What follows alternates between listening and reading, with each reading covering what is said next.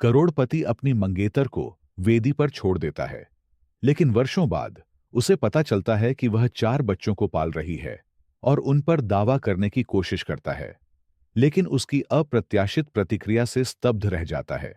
इससे पहले कि हम कहानी में उतरें, एक लाइक करें और नीचे नंबर 1 टिप्पणी करें ताकि हमें पता चल सके कि आप कहां से देख रहे हैं। सभी लोग कहानी का आनंद लें। एना दुल्हन के कमरे में अपना घूंघट ठीक कर रही थी, जबकि उसकी सबसे अच्छी दोस्त एमिली उसे सांत्वना देने की कोशिश कर रही थी। समारोह पहले ही शुरू हो जाना चाहिए था। वह तुमसे प्यार करता है, अन्ना। उसे बस इसलिए देर हो गई क्योंकि वह चाहता है कि सब कुछ सही हो, एमिली ने कहा। हालांकि वह भी पूरी तरह से आश्वस्त नहीं लग रही थी, लेकिन अन्ना को पता था कि कुछ गड़बड़ है। जेम्स देर से आने वालों में से नहीं था। उसने फिर से घड़ी की ओर देखा। उसे अपने सीने में जकड़न महसूस हुई। हर सेकंड अनंत काल जैसा महसूस हो रहा था। आखिरकार पुजारी कमरे में दाखिल हुआ। उनकी गंभीर अभिव्यक्ति ने अन्ना के सबसे बुरे डर की पुष्टि की। मुझे खेद है मिस अन्ना, हमें खबर मिली है कि जेम्स नहीं आएगा। ये शब्द अन्ना पर एक आघात की तरह लगे। उसने महसूस किया कि उसके पैर कमजोर हो गए हैं, लेकिन उसने मेज को पकड़ लिया। उसके चेहरे से आंसू बहने लगे, जिससे उसका मेकअप खराब हो गया।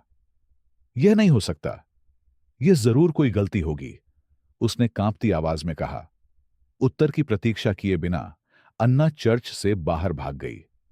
जैसे ही वह गलियारे से नीचे उतरी, मेहमानों की उत्सुक निगाहें उसका पीछा करने लगीं। अपमान बहुत ज्यादा था, लेकिन दर्द उससे भी ज्यादा था। जब वह पार्किंग स्थल पर पहुंची, तो वह रुकी और जेम्स को खोजने लगी, लेकिन वह वहां नहीं था। उसने आसमान की ओर देखा, अपने आंसुओं को नियंत्रित करने की कोशिश कर रही थी, लेकिन उसे केवल अपमान और दर्द ही महसूस हो रहा था। उसके मन में तूफान की तरह सवाल उमड़ पड़े। क्यों? उसने क्या गलत किया? और फिर उसे 2 सप्ताह पहले हुई बातचीत याद आई। जब उसने उसका हाथ पकड़ा था, तो उसे उसके चेहरे पर दूर के भाव स्पष्ट रूप से याद थे। क्या आप वाकई यह चाहते हैं? उसने चुप्पी तोड़ते हुए अचानक पूछा। बेशक, मैं ऐसा करता हूं, अन्ना ने भ्रमित होकर उत्तर दिया। हम एक दूसरे से प्यार करते हैं, है ना? जेम्स झिझका, लेकिन अंततः मुस्कुराया। यह एक नाजुक मुस्कान थी, जिसे अन्ना ने उस समय चेतावनी के रूप में नहीं पहचाना था। वर्तमान में वापस एना किनारे पर बैठी थी। उसकी सफेद पोशाक उसके चारों ओर फैली हुई थी। उसके चेहरे से चुपचाप आंसू बह निकले। अपमान और पीड़ा असहनीय थी। वह गायब हो जाना चाहती थी। सड़क के उस पार एक कार में छिपा हुआ जेम्स उसे देखता रहा। उसने अपना फोन अपने हाथों में पकड़ रखा था और अपनी मां के शब्दों को अपने मन में दोहरा रहा था। यह शादी वह नहीं है जिसकी तुम्हें जरूरत है, जेम्स। अपने भविष्य के बारे में सोचो। यह शादी कभी सफल नहीं होगी। उसने अपराध बोध से जूझते हुए अपनी निगाहें झुका लीं। वह जानता था कि उसने जो किया है वह अक्षम्य है, लेकिन उसमें अन्ना या उन अपेक्षाओं का सामना करने का साहस नहीं था जो सभी ने उससे रखी थीं। एना ने अपने आंसू पोंछे, गहरी सांस ली और निर्णय लिया। वह चली जाएगी। वह किसी को भी खुद को पीड़ित के रूप में देखने नहीं देगी। इस बीच जेम्स कार में ही बैठा रहा और दूर से उसे देखता रहा, यह जानते हुए कि वह क्षण किसी ऐसी चीज की शुरुआत थी जिसे वह कभी भी पूर्ववत नहीं कर सकता था। विनाशकारी शादी के अगले दिन अन्ना ने शहर छोड़ दिया। कोई अलविदा नहीं था, कोई स्पष्टीकरण नहीं था, कोई टकराव नहीं था। वह बस हर चीज और हर किसी से दूर कहीं भी जाने वाली बस में चढ़ गई। हर मील की यात्रा के साथ पिछले दिन की यादें उसे और भी अधिक परेशान करती थीं, लेकिन वह जानती थी कि उसे आगे बढ़ना होगा। रहना कोई विकल्प नहीं था। पहले कुछ महीने कठिन थे। एना ने एक अपरिचित शहर में एक छोटा सा कमरा किराए पर लिया, एक कैफे में काम करना शुरू किया और दिन ब दिन अपने जीवन को फिर से बनाने की कोशिश करने लगी। लेकिन असफलता की भावना के साथ साथ दर्द भी बना रहा। ऐसा लग रहा था जैसे सब कुछ बिखर गया हो। लेकिन एक दिन किसी अप्रत्याशित चीज ने उसका जीवन हमेशा के लिए बदल दिया। 2 महीने बाद अन्ना को कई हफ्तों तक अजीब महसूस हो रहा था। सुबह की मतली, अत्यधिक थकान और लगातार एहसास कि कुछ अलग था। उसने इसके लिए तनाव और अपने साथ हुई हर चीज के बोझ को जिम्मेदार ठहराया, जब तक कि संदेह के एक क्षण में उसने फार्मेसी टेस्ट नहीं खरीद लिया। उस रात अपने अपार्टमेंट के छोटे से बाथरूम में एना पुष्टिकरण को देखती रही। परीक्षण सकारात्मक था। उसका दिल जोर से धड़क उठा। उसे डर और खुशी का मिश्रण महसूस हुआ। उसका एक हिस्सा अकेले, बिना सहारे, बिना परिवार के बच्चे को पालने के विचार से घबरा गया, लेकिन साथ ही एक अप्रत्याशित उद्देश्य की भावना हावी हो गई। यह बच्चा उसके लिए दूसरा मौका था, आगे बढ़ने का एक कारण। इसके बाद के दिन समायोजन के बारे में थे। एना ने एक मेडिकल अपॉइंटमेंट निर्धारित की और वास्तविकता सामने आने लगी। लेकिन उस पल के लिए उसे कुछ भी तैयार नहीं था। जब डॉक्टर ने दयालु मुस्कान के साथ अल्ट्रासाउंड मॉनिटर को देखा और कहा, बधाई हो अन्ना, 4 बज गए हैं, वह भ्रमित होकर पलकें झपकाने लगी। 4? 4 बच्चे? डॉक्टर ने शांति से उत्तर दिया। अन्ना को लगा कि दुनिया घूम रही है। यह उसकी अपेक्षा से कहीं अधिक था। जितना उसने सोचा था कि वह इसे संभाल सकती थी, उससे कहीं अधिक। क्या मैं ऐसा कर पाऊंगा? उसने पूछा। उसे इस बात का एहसास नहीं था कि वह जोर से बोली थी। डॉक्टर बस मुस्कुरा दिए। आप पाएंगे कि मां हमेशा एक रास्ता ढूंढ लेती हैं। अपनी गर्भावस्था की खबर से एना को पता चल गया कि उसे सब कुछ बदलने की जरूरत है। उसका छोटा सा कमरा अब पर्याप्त नहीं था। उसने कैफे में कमाया हुआ हर पैसा बचाया और शहर के बाहरी इलाके में एक छोटा सा घर किराए पर लेने में कामयाब रही। यह छोटा था, लेकिन उसके और उसके भावी बच्चों के लिए काफी था। इस बीच उसके आसपास के लोगों को उसकी ताकत नजर आने लगी। 4 बच्चों की गर्भवती होने पर भी एना ने जितना हो सके उतना काम किया। उन्होंने अपना समय चिकित्सा नियुक्तियों, अपनी नौकरी और घर की तैयारी के बीच संतुलित किया। प्रत्येक छोटी उपलब्धि उनकी नई यात्रा में एक और कदम आगे थी। लेकिन कुछ कठिन दिन, रातें भी थीं, जब वह अकेले रोती थी, सब कुछ का बोझ महसूस करती थी। संदेह, भय और वह प्रश्न बार बार उठता था। यदि जेम्स को पता होता तो क्या वह परवाह करता? जब भी कोई विचार सामने आया, उसने उसे दूर धकेल दिया और केवल उस पर ध्यान केंद्रित किया जो करने की आवश्यकता थी। 4 बच्चों की खबर जितनी चौंकाने वाली थी, उससे अन्ना को नई ताकत मिली। वह जानती थी कि जिस द्वार से वह गुजरी थी, अगर वह बच गई तो उसे किसी भी चीज का सामना करना पड़ सकता है। उसके बच्चे उसकी प्राथमिकता होंगे और कोई भी, यहां तक कि जेम्स भी, इसे बदल नहीं सकता। महीने अन्ना की अपेक्षा से अधिक तेजी से बीत गए। अस्पताल के दौरे और घर को व्यवस्थित करने के बीच उसके पास सब कुछ संसाधित करने के लिए मुश्किल से ही समय था। फिर वह दिन आ गया। प्रसव जटिल था, लेकिन चारों बच्चे स्वस्थ पैदा हुए। जैसे ही एना ने सभी को अपनी बाहों में पकड़ा, उसे कुछ ऐसा महसूस हुआ जो उसने पहले कभी अनुभव नहीं किया था। शुद्ध प्रेम। उस क्षण ने किसी भी शेष संदेह को मिटा दिया। तब से वह जानती थी कि वह उनके लिए जो भी करना होगा वह करेगी। यदि आप अन्ना की अब तक की यात्रा का आनंद ले रहे हैं तो लाइक बटन दबाएं और टिप्पणियों में अपने विचार साझा करें। आप उसकी स्थिति में क्या करेंगे? 5 साल बीत गए और अन्ना ने 4 बच्चों की एकल मां के रूप में जीवन अपना लिया। एक समय शांत रहने वाला घर अब हंसी, अराजकता और हर जगह बिखरे खिलौनों से भर गया था। प्रत्येक लड़के का एक दूसरी व्यक्तित्व था। लुकास जिज्ञासु था, हमेशा प्रश्न पूछता रहता था। नूह शर्मीला था, लेकिन अविश्वसनीय रूप से स्नेही था। लियाम एक मजाकिया व्यक्ति था, जो हमेशा सभी को हंसाता था। और ओलिवर छोटा नेता था, जो हमेशा अपने भाइयों को उनकी शरारतों के लिए संगठित करता था। दिनचर्या थका देने वाली थी, लेकिन अन्ना को संतुष्टि महसूस हुई। उसने कई नौकरियां करते हुए अपने परिवार का भरण पोषण करने के लिए अथक परिश्रम किया। इससे कोई फर्क नहीं पड़ता कि यह कितना कठिन था। उसने कभी शिकायत नहीं की। उसके लड़कों की हर मुस्कुराहट इस बात की याद दिलाती थी कि वह क्यों चलती रही। लेकिन जीवन कभी भी पूर्वानुमानित नहीं होता। एक सामान्य दोपहर, जब वह लड़कों को खेलने के लिए पार्क में ले गई, एना ने किसी ऐसे व्यक्ति को देखा जिसे उसने कभी देखने की उम्मीद नहीं की थी। वह अपनी जगह पर स्थिर हो गई। उसका दिल तेजी से धड़कने लगा। जेम्स वहां था।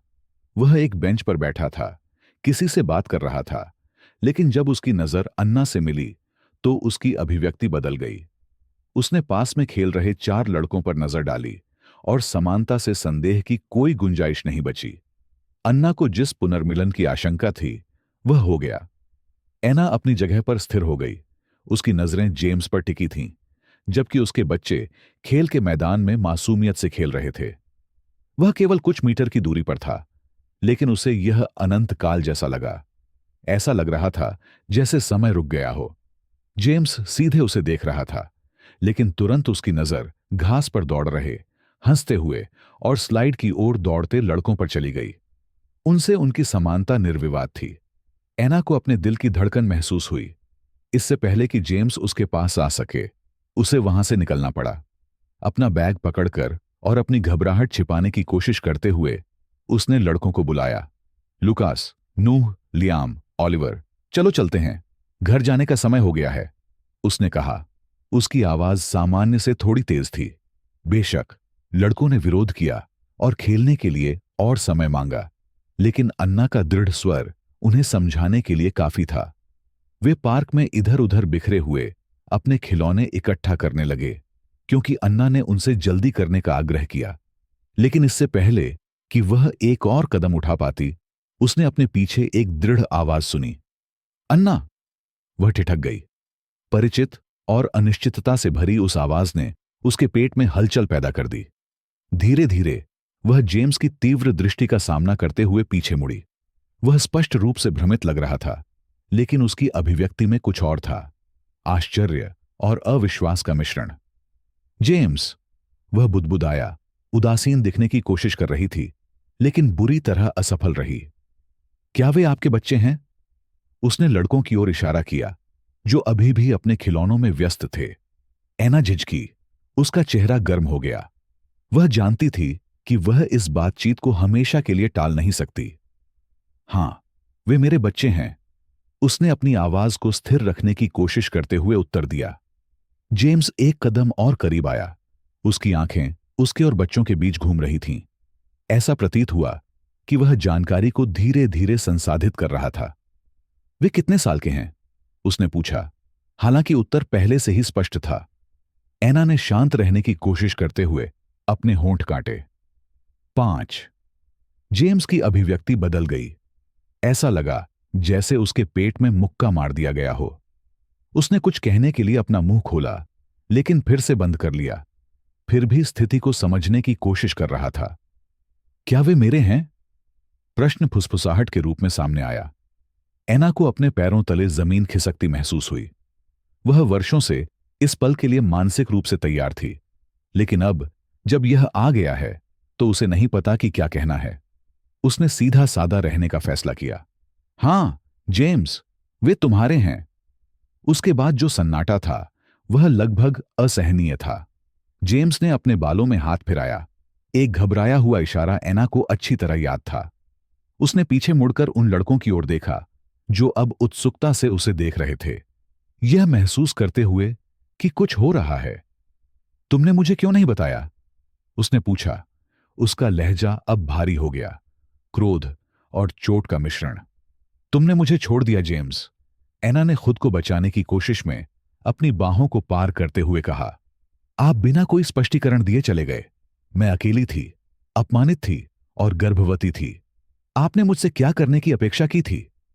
जवाब देने के लिए शब्द ढूंढने की कोशिश में जेम्स ने कुछ बार पलकें झपकाईं, लेकिन चुप रहा। वह जानता था कि वह सही थी। उसके पास कोई बहाना नहीं था। उन्होंने चुप्पी तोड़ते हुए कहा, मुझे उनसे मिलना है। अन्ना सहजता से पीछे हट गए। यह इतना आसान नहीं है जेम्स। वे नहीं जानते कि तुम कौन हो। और क्यों नहीं? मैं उनका पिता हूं। वे शब्द अन्ना के मन में गूंज उठे, जिससे क्रोध और पीड़ा का सैलाब उमड़ पड़ा। वह सीधे उसकी आंखों में देखते हुए आगे बढ़ी। पिताजी, आपको पता नहीं है कि पिता होने का क्या मतलब है जेम्स। जब मैं बिलों का भुगतान कैसे करूं, यह सोचते हुए मैंने रातों की नींद हराम कर दी थी। तब आप वहां नहीं थे। जब मुझे एक ही समय में 4 बच्चों की देखभाल अकेले ही करनी थी, तो आप वहां नहीं थे। पिता, मुझे हंसाओ मत। जेम्स ने जोर से निगल लिया, लेकिन अपनी जगह पर खड़ा रहा।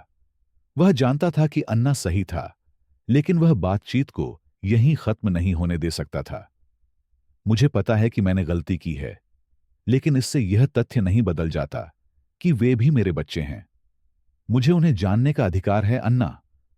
अन्ना ने कड़वी हंसी छोड़ी। आपने वह अधिकार उसी दिन त्याग दिया जिस दिन आपने मुझे वेदी पर छोड़ा था। जब दोनों बहस कर रहे थे, तो चारों बच्चों में सबसे जिज्ञासु लुकास पास आया और उसने अपनी मां की पोशाक खींची। मां, ये आदमी कौन है? उसने पूछा। उसकी बड़ी भूरी आंखें जिज्ञासा से चमक रही थीं। ऐना ने अपने बेटे की ओर देखा। उसका दिल बैठ गया। इससे पहले कि वह जवाब दे पाती, जेम्स लड़के के सामने घुटनों के बल बैठ गया। उसके पास आने के बाद पहली बार उसका चेहरा नरम हो गया। नमस्कार चैंप, मेरा नाम जेम्स है, उसने झिझक भरी मुस्कान देते हुए कहा। लुकास ने अजनबी का अध्ययन करते हुए अपना सिर झुकाया।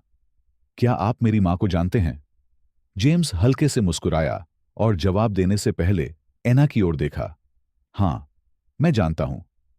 एना ने एक गहरी सांस ली और धीरे से लुकास को दूर धकेल दिया। जाओ, अपने भाइयों के साथ खेलो, जाने मन। मां जल्द ही वहां आएंगी। लुकास झिझका, लेकिन अंततः उसकी बात मानी।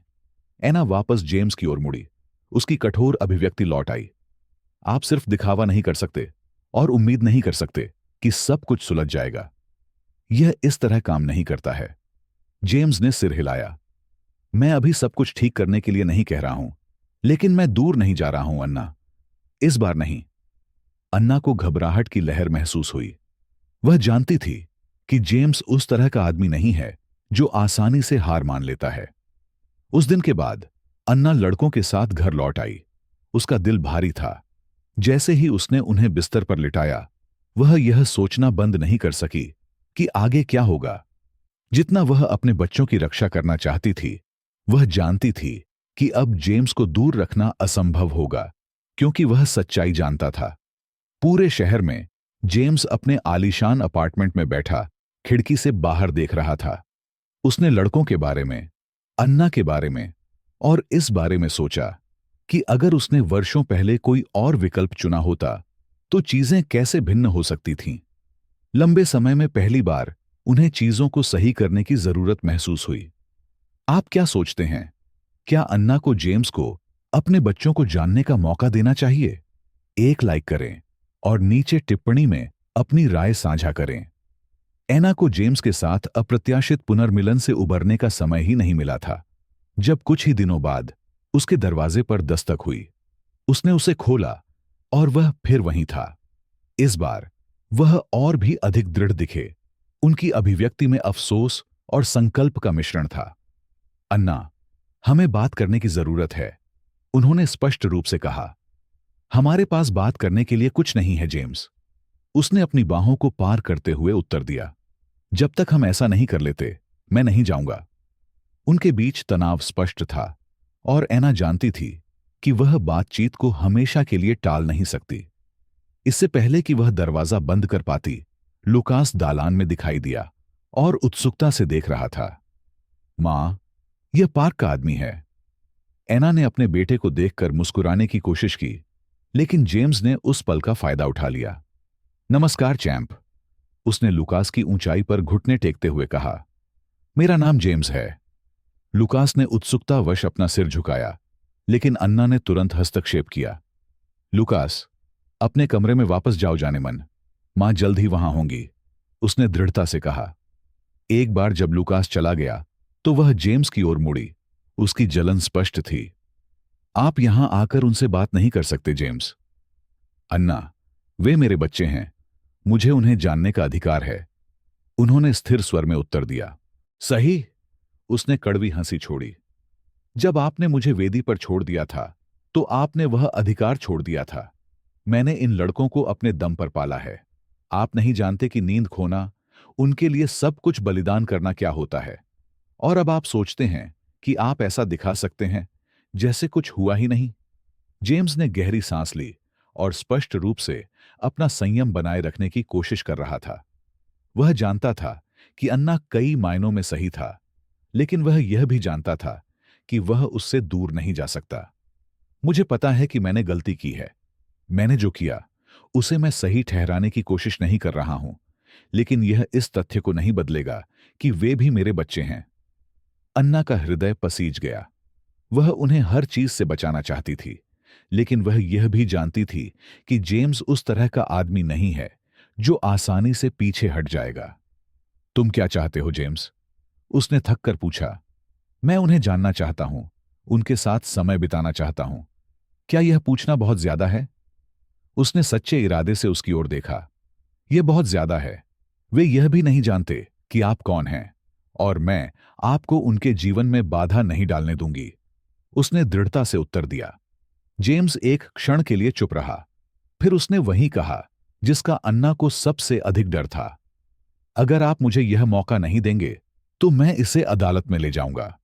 ये शब्द अन्ना पर एक आघात की तरह लगे।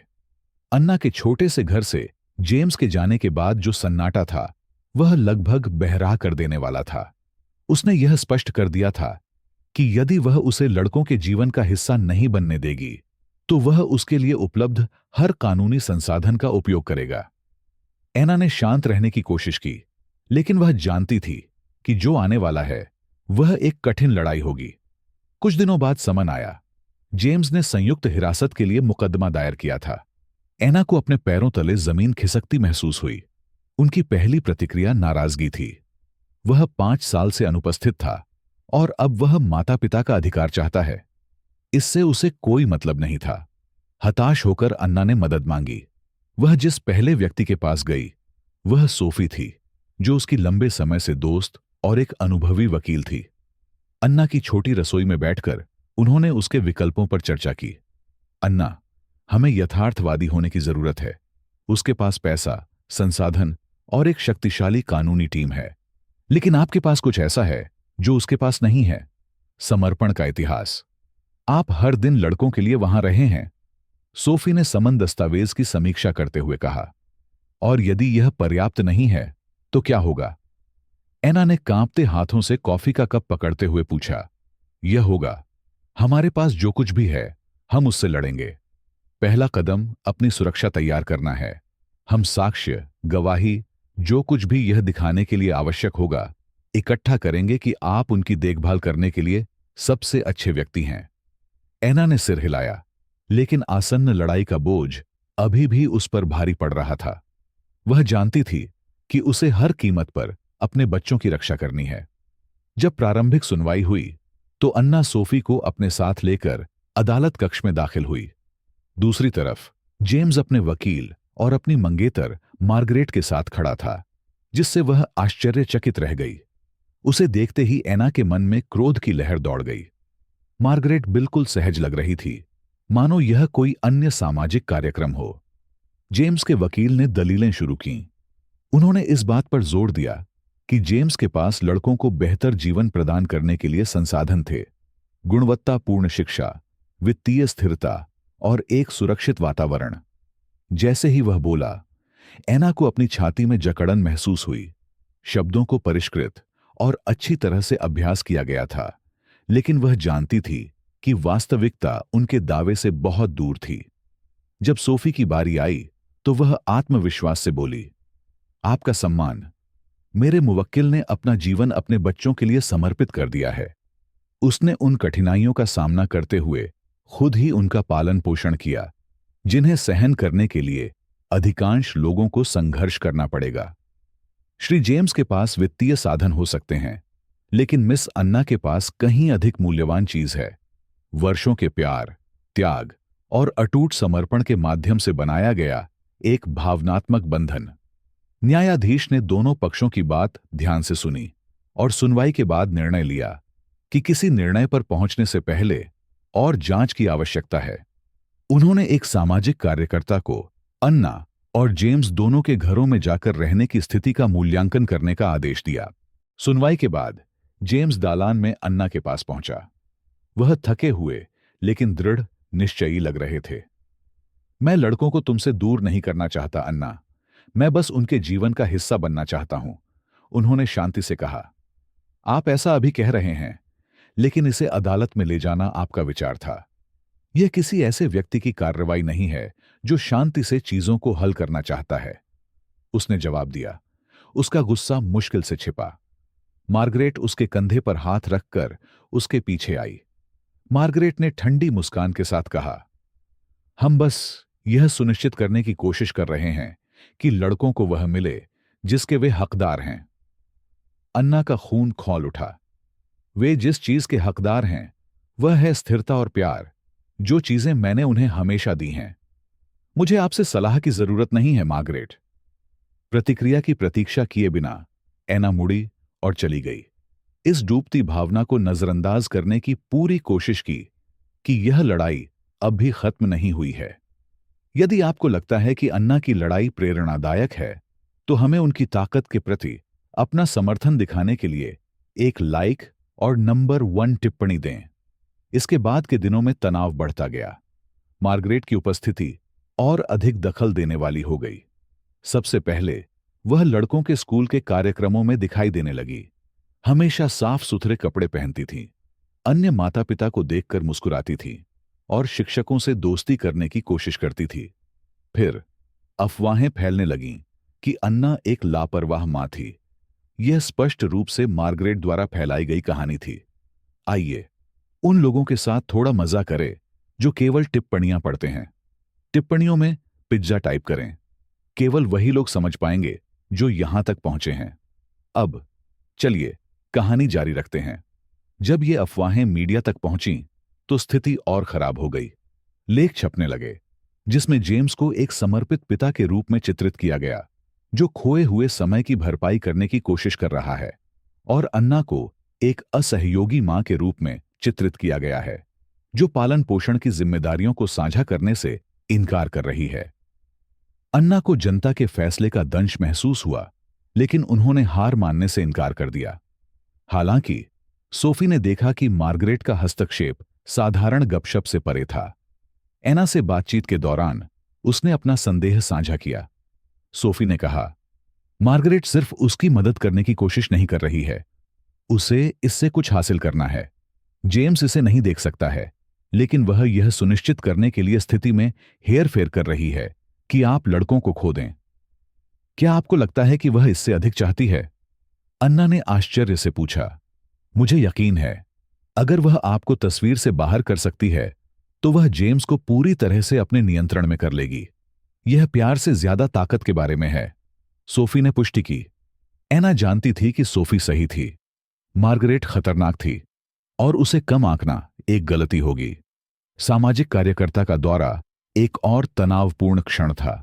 एना ने अपना घर सावधानीपूर्वक तैयार किया, यह सुनिश्चित करते हुए कि हर चीज यह दर्शाए कि उसके बच्चे कितने खुश हैं और उनकी अच्छी देखभाल की जा रही है। साक्षात्कार के दौरान लड़कों ने अपनी दिनचर्या, खेले गए खेलों और अपनी मां से मिले प्यार के बारे में खुलकर बात की। सामाजिक कार्यकर्ता अन्ना के समर्पण से प्रभावित लग रहा था, लेकिन अन्ना को पता था कि वह जेम्स से भी मिलने आएगा। जेम्स के घर पर दृश्य बहुत अलग था। मार्गरेट ने सब कुछ उत्तम दिखने की व्यवस्था की थी। बच्चों का कमरा बेदाग था, महंगे खिलौनों से भरा हुआ था, जिन्हें लड़कों ने पहले कभी नहीं देखा था। साक्षात्कार के दौरान जेम्स ने सहज दिखने की कोशिश की, लेकिन मार्गरेट के नियंत्रित व्यवहार और पूर्वाभ्यास वाले उत्तरों ने सामाजिक कार्यकर्ता का ध्यान आकर्षित किया। उसके व्यवहार से संदेह पैदा हुआ। जब रिपोर्ट आई तो कोई अंतिम निर्णय नहीं लिया गया था, लेकिन मार्गरेट के बारे में सच्चाई सामने आने लगी थी। यह महसूस करके अन्ना को एक छोटी सी जीत महसूस हुई। फिर भी दबाव कम नहीं हुआ। जेम्स इस बात पर जोर देता रहा कि वह लड़कों के जीवन का हिस्सा बनना चाहता है, जबकि मार्गरेट ने अन्ना को कमजोर करने के लिए हर संभव कोशिश की। लड़ाई अभी खत्म नहीं हुई थी और एना जानती थी कि उसे अपने बच्चों की सुरक्षा के लिए अपनी पूरी ताकत लगानी पड़ेगी। मुकदमे का दिन आ गया था और अन्ना पिछली रात सोई नहीं थी। उसे लड़कों, उनके भविष्य और आगे क्या होगा, इसकी चिंता थी। जब वह सोफी को अपने साथ लेकर कोर्ट हाउस पहुंची तो उसने खचाखच भरे कमरे को देखकर गहरी सांस ली। दर्जनों निगाहें उसकी ओर घूम गईं, लेकिन एना दृढ़ रही। अब वह कमजोरी नहीं दिखा सकती थी। कमरे के दूसरी ओर जेम्स, मार्गरेट और उसके वकील के पास बैठा था। वह शांत दिखाई दिया, लेकिन अन्ना को पता था कि वह भी घबराया हुआ था। हालांकि मार्गरेट ने आत्मविश्वास दिखाया। उसकी मुद्रा, उसकी टकटकी, उसके बारे में सब कुछ यह घोषणा करता हुआ प्रतीत होता था कि वह पहले ही लड़ाई जीत चुकी है। न्यायाधीश ने सामाजिक कार्यकर्ता द्वारा प्रस्तुत रिपोर्ट की समीक्षा करके सुनवाई शुरू की। जब सोफी ने अपना बचाव प्रस्तुत किया, तो अन्ना ने एक मां के रूप में अन्ना द्वारा दिए गए वर्षों के समर्पण पर प्रकाश डालते हुए ध्यान से सुना।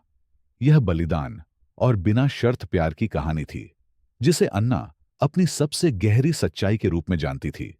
लेकिन जब जेम्स के वकील ने बोलना शुरू किया, तो स्वर पूरी तरह से बदल गया। उन्होंने तर्क दिया कि जेम्स के पास लड़कों को बेहतर जीवन प्रदान करने, स्थिरता, आराम और अवसर की तस्वीर पेश करने के लिए साधन और संसाधन थे। उन्होंने दावा किया कि अन्ना उसी स्तर पर पेशकश नहीं कर सकते थे। जैसे ही उसने सुना, एना को अपने गले में एक गांठ सी महसूस हुई। वह जानती थी कि जेम्स का तर्क मजबूत था, लेकिन वह यह भी जानती थी कि उसने अपने बच्चों के साथ जो भावनात्मक बंधन साझा किया है, वह कुछ ऐसा है जिसे पैसे से कभी नहीं खरीदा जा सकता है। जब जेम्स से पूछताछ की बारी आई, तो सोफी अपना ब्लेजर ठीक करते हुए खड़ी हो गई। उन्होंने सीधे सवालों से शुरुआत की। मिस्टर जेम्स, क्या आप हमें बता सकते हैं कि आपने 5 साल पहले अन्ना से दूर जाने का फैसला क्यों किया? जेम्स झिझका। अंततः उसके उत्तर देने से पहले कमरे में सन्नाटा लगभग स्पष्ट हो गया। मेरी मां मेरी मां ने मुझे समझाया कि यह सही समय नहीं है। उन्होंने कहा कि शादी एक गलती होगी। मुझे अपने करियर पर ध्यान देने की जरूरत है। अदालत कक्ष में मौजूद दर्शकों के बीच सुगबुगाहट फैल गई।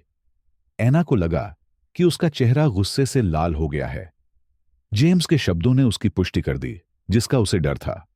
उसने अकेले निर्णय नहीं लिया था। सोफी ने और दबाव डालते हुए समय बर्बाद नहीं किया। तो आपने अन्ना को वेदी पर छोड़ दिया क्योंकि आपकी मां ने आपको प्रभावित किया था। क्या यह सही है? जेम्स ने गहरी सांस ली, स्पष्ट रूप से असहज। हां, लेकिन अंतिम निर्णय मेरा था। उसने जो कहा वह मैंने सुना। सोफी ने आगे बढ़ने से पहले उसकी ओर मजबूती से देखा। और मार्गरेट, क्या उस निर्णय में उसकी कोई भागीदारी थी? जेम्स ने आंखें झपकाईं। सवाल सुनकर घबरा गया। उसने मार्गरेट की ओर देखा, जिसने तटस्थ भाव बनाए रखा, हालांकि उसकी आंखों में बेचैनी की झलक थी। उसने उसके सिर को हिलाकर रख दिया। नहीं, मार्गरेट का इससे कोई लेना देना नहीं था। सोफी पीछे हट गई, लेकिन एना को लगा कि अभी और भी बहुत कुछ उजागर करना बाकी है। मार्गरेट के उल्लेख ने हवा में तनाव पैदा कर दिया था, जिसे संबोधित करने के लिए कोई भी उस समय तैयार नहीं लग रहा था। जब अन्ना ने गवाही दी, तो माहौल फिर बदल गया। उसने अपने द्वारा किए गए बलिदानों के बारे में बताया, कैसे उसने लड़कों को बिना सहारे के अकेले पाला, और उनके प्रति उसके प्यार के बारे में बताया। मैंने अपने बच्चों को एक खुशहाल और सुरक्षित जीवन देने के लिए वह सब कुछ किया है जो मैं कर सकता था। मेरे पास भले ही बहुत कुछ ना हो, लेकिन मैंने हमेशा उन्हें अपना सब कुछ दिया है। ये लड़के ही हैं जिनकी वजह से मैं हर दिन आगे बढ़ता रहता हूं। अन्ना के शब्दों से अदालत कक्ष में मौजूद कई लोगों की आंखों में आंसू आ गए। यहां तक कि जेम्स भी हिले हुए लग रहे थे। लेकिन मार्गरेट बेचैन दिखी और जेम्स के वकील से कुछ फुसफुसाते हुए बोली। बढ़ते तनाव को भांपते हुए न्यायाधीश ने अवकाश का आह्वान किया। जब सत्र दोबारा शुरू हुआ, तो सोफी ने एक नए गवाह को बुलाने का अनुरोध किया। अदालत कक्ष के दरवाजे खुले। एक ऐसी आकृति सामने आई जिसे अन्ना ने वर्षों से नहीं देखा था। एवलिन, जेम्स के परिवार की पूर्व नौकरानी। वह बेंत के सहारे धीरे धीरे अंदर चली गई, लेकिन उसकी आंखों में दृढ़ निश्चय था। जेम्स स्पष्ट रूप से तनाव में था, जबकि मार्गरेट ने अपनी नजरें फेर लीं। एवलिन ने स्टैंड लिया और बोलना शुरू किया। उसने जेम्स के परिवार के साथ अपनी 20 वर्षों की सेवा के बारे में बताया, और बताया कि उसने शादी से पहले के दिनों में क्या देखा था। उसकी आवाज शांत थी, लेकिन उसके शब्दों में बहुत वजन था। जेम्स की मां ने पूरी स्थिति में हेरफेर किया। उन्होंने उसे आश्वस्त किया कि अन्ना उनके परिवार के लिए अच्छी नहीं थी। उसने उसके डर का इस्तेमाल उसके खिलाफ किया, यह कहते हुए कि शादी उसके करियर को बर्बाद कर देगी और अन्ना के पास वह सामाजिक प्रतिष्ठा नहीं है जिसकी उन्हें उम्मीद थी। इस खुलासे से कमरे में हड़कंप मच गया। सुनते ही ऐना को लगा कि उसका दिल कस गया है। हालांकि उसे हमेशा से ही उतना ही संदेह था, लेकिन पुष्टि सुनकर उसे उम्मीद से कहीं अधिक दुख हुआ। एवलिन ने उन वार्तालापों के बारे में विस्तार से बताया जो उसने सुनी, और कैसे जेम्स की मां ने उसके जीवन के हर पहलू को नियंत्रित किया। लेकिन फिर एवलिन कुछ और भी चौंकाने वाला खुलासा करने से पहले रुक गईं। मार्गरेट भी इसमें शामिल थी। वह जेम्स की मां के करीब थी और इस विचार का समर्थन करती थी कि उसे अन्ना से दूर रहना चाहिए। उसने उसके फैसले को प्रोत्साहित किया। कमरे का सन्नाटा तुरंत बड़बड़ाहट से टूट गया। जेम्स स्तब्ध होकर मार्गरेट की ओर मुड़ा। ऐसा लग रहा था जैसे उसने अभी अभी जो सुना था उसे संसाधित करने के लिए उसे संघर्ष करना पड़ रहा था। यह सच नहीं है, मार्गरेट ने अचानक खड़े होकर कहा। जज ने आदेश की मांग करते हुए अपना गैवल थपथपाया। जेम्स मार्गरेट की ओर मुड़ा। उसकी आंखें संदेह से भर गईं। तुम्हें इस सब के बारे में पता था? उसने पूछा। उसकी आवाज धीमी लेकिन अविश्वास से भारी थी। मार्गरेट ने इससे इनकार करने की कोशिश की, लेकिन उसकी अभिव्यक्ति में घबराहट ने उसे धोखा दे दिया। गवाह को बर्खास्त कर दिया गया, लेकिन उसके शब्दों का प्रभाव बना रहा। सत्र स्थगित कर दिया गया ताकि न्यायाधीश नई जानकारी की समीक्षा कर सकें। ऐना एवलिन को अपने साथ लेकर अदालत से बाहर चली गई और जो कुछ भी हुआ था उसे निपटाने की कोशिश कर रही थी। ऐसा लग रहा था कि वर्षों के दर्द के बोझ को आखिरकार स्वीकार कर लिया गया है, लेकिन वह जानती थी कि लड़ाई अब भी खत्म नहीं हुई है। हॉल के पार जेम्स जमे हुए खड़ा था।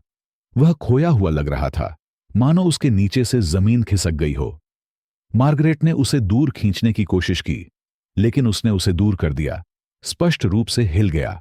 जैसे ही ऐना चली गई, उसने मार्गरेट को जेम्स के साथ बहस करते हुए सुना।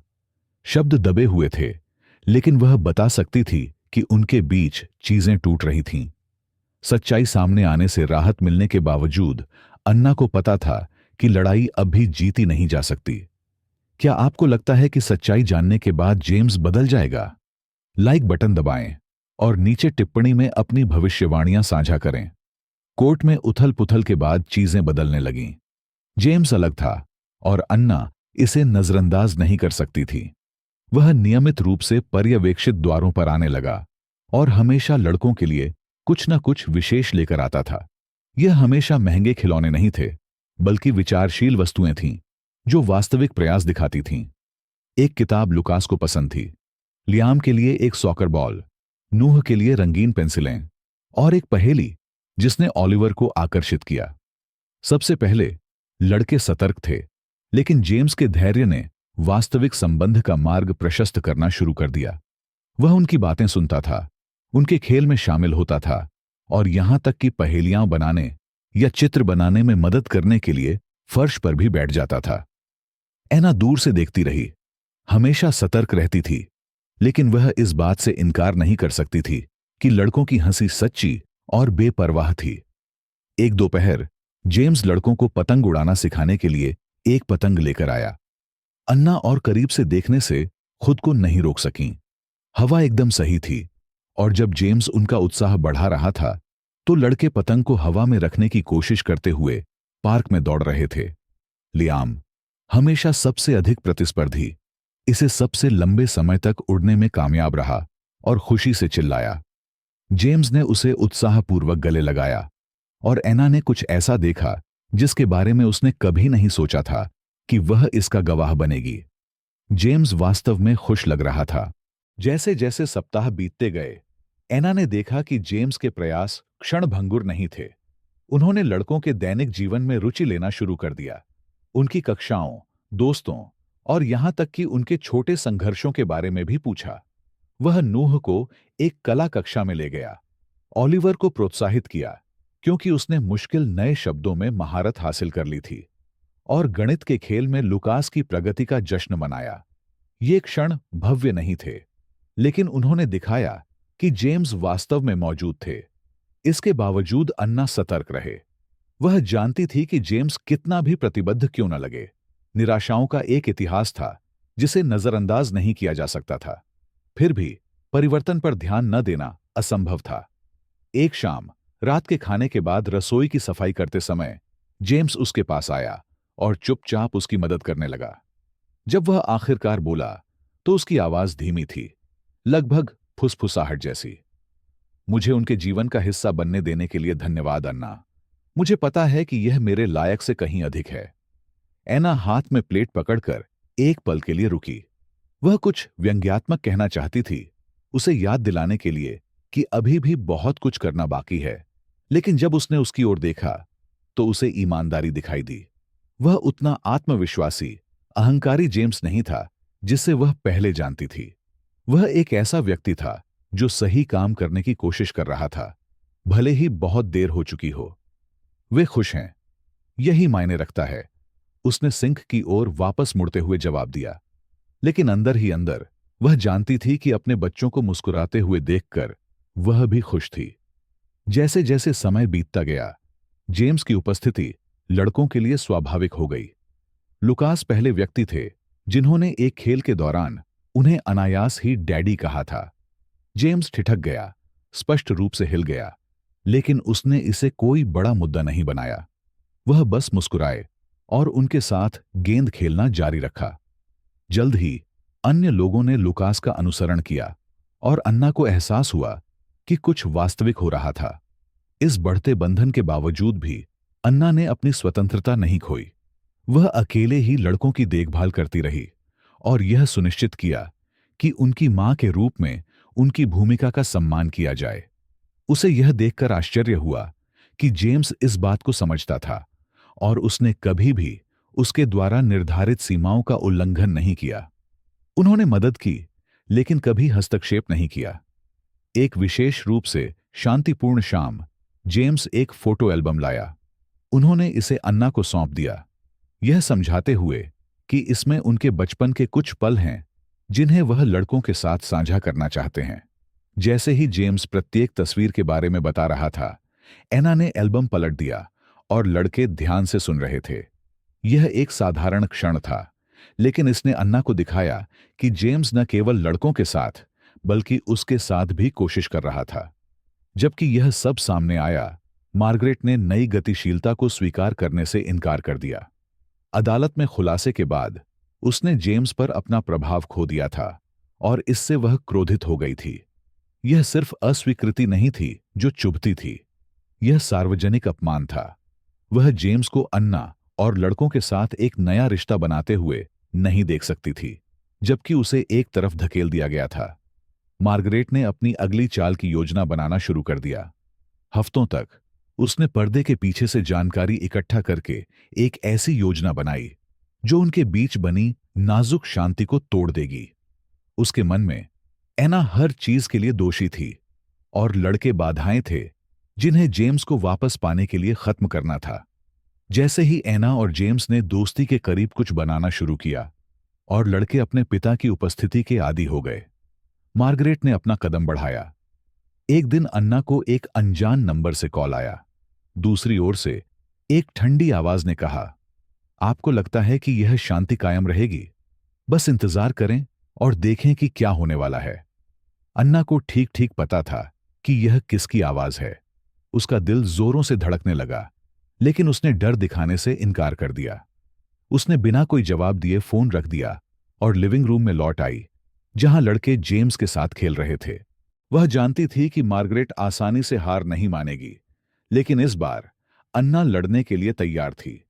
इस बीच मार्गरेट ने जेम्स, अन्ना और लड़कों के बीच संबंधों को बाधित करने के लिए दृढ़ संकल्पित होकर योजना बनाना जारी रखा। उसके लिए अदालत का निर्णय केवल अस्थायी था और वह उन्हें अलग करने के लिए कुछ भी करने को तैयार थी। जेम्स और लड़कों के बीच साझा समय ने एक नई दिनचर्या को आकार देना शुरू कर दिया। सदैव सतर्क रहने वाली एना ने उसे अपनी देखरेख में बच्चों के साथ समय बिताने की अनुमति दी। जेम्स ने कभी भी उसके द्वारा लगाई गई शर्तों के बारे में शिकायत नहीं की। ऐसा लग रहा था कि वह वास्तव में यह साबित करने के लिए प्रतिबद्ध है कि वह उनके जीवन में एक स्थिर उपस्थिति रख सकता है। सबसे पहले अन्ना ने एक भावनात्मक बाधा को मजबूती से बनाए रखा। वह जेम्स को लड़कों के साथ बातचीत करते हुए देखती थी, हमेशा ऐसे संकेतों की तलाश में रहती थी कि वह फिर से जा सकता है। लेकिन पिछले कुछ हफ्तों में यह स्पष्ट होता गया कि जेम्स अलग होने के लिए वास्तविक प्रयास कर रहा था। वह सिर्फ लड़कों के साथ नहीं खेलता था। उन्होंने छोटी छोटी बातों पर ध्यान दिया। उन्होंने लुकास को एक स्कूल प्रोजेक्ट के लिए रोबोट बनाने में मदद की, लियाम को गेंद को सटीकता से किक करना सिखाया, ओलिवर को खेल के मैदान में ऊंचाई के डर पर काबू पाने के लिए प्रोत्साहित किया और नूह के चित्रों की प्रशंसा की। उन्हें ध्यान से एक फोल्डर में संग्रहित किया जिसे वह हमेशा अपने साथ रखता था। एक दोपहर जब बच्चे पिछवाड़े में खेल रहे थे, जेम्स ने अन्ना को रात के खाने में मदद करने की पेशकश की। पहले तो वह झिझकी, लेकिन अंततः मान गई। वह सब्जियां काटने में अनाड़ी लग रहा था, लेकिन उसने हार नहीं मानी। मैंने तुम्हें रसोई में कभी नहीं देखा, एना ने व्यंग्य के स्वर को छिपाते हुए कहा। जेम्स ने हंसते हुए गाजर को अकुशलतापूर्वक काटना जारी रखा।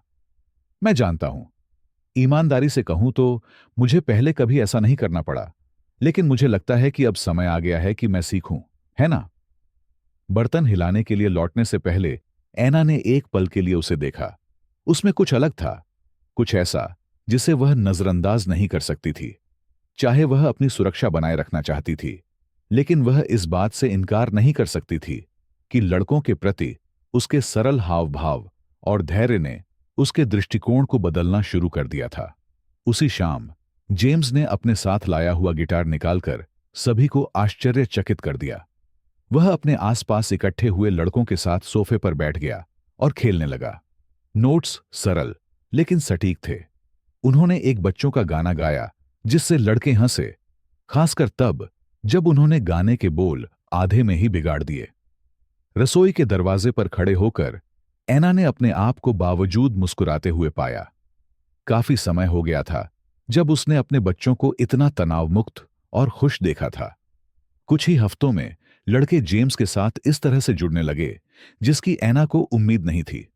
लियाम, जो हमेशा सबसे आरक्षित रहता था, उसके जाते ही पूछने लगा कि उसके पिता कब लौटेंगे। नूह, कलात्मक व्यक्ति, जेम्स को अपने चित्र दिखाना पसंद करता था, जबकि लुकास उसे लगभग प्रतिदिन वीडियो गेम खेलने के लिए कहता था। ओलिवर, जो अभी भी शर्मीला था, जेम्स का बारीकी से पीछा कर रहा था, उसके हाव भाव की नकल कर रहा था, जैसे कि वह बिल्कुल उसके जैसा बनना चाहता हो। परिवर्तन निर्विवाद था, लेकिन एना अपनी भावनाओं से संघर्ष करती रही। उसका एक हिस्सा लड़कों को अपने पिता के साथ यादें बनाते हुए देखकर खुश था, लेकिन उसका एक हिस्सा अभी भी डर रहा था कि यह सब टूट सकता है। ऐसा लग रहा था कि जेम्स बदल गया है, लेकिन क्या यह परिवर्तन स्थायी था? क्या वह कभी उसे माफ कर सकती है और उसे करीब आने दे सकती है? एक सुबह जब वे पार्क में थे, जेम्स एक बेंच पर अन्ना के पास बैठा था। लड़के एक दूसरे की ओर फ्रिस्बी उछालते हुए इधर उधर भाग रहे थे। उसने आह भरी और गंभीर भाव से उसकी ओर देखा। मुझे यहां रहने देने के लिए धन्यवाद अन्ना। मैं जानता हूं कि मुझे एक और मौका देना आसान नहीं था। उसने लड़कों पर नजर रखी, लेकिन ईमानदारी से जवाब दिया, यह विश्वास के बारे में नहीं है जेम्स, यह उनके बारे में है। उन्हें स्थिरता की आवश्यकता है और मैं तुम्हें फिर से गायब होने का जोखिम नहीं उठा सकता। जेम्स ने समझते हुए सिर हिलाया। मैं समझ गया, लेकिन मैं यहां हूं और मैं कहीं नहीं जा रहा हूं।